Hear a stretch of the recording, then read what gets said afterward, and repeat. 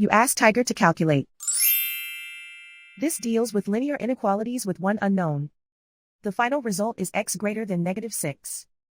Let's solve it step by step. Swap sides.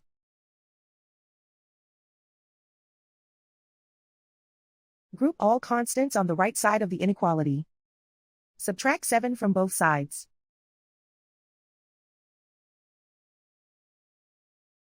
Simplify the arithmetic.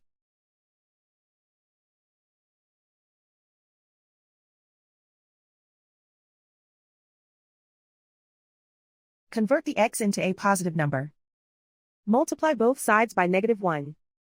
Whenever you multiply or divide by a negative, reverse the inequality sign.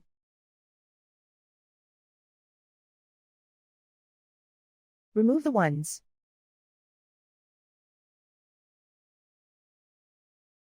Simplify the arithmetic.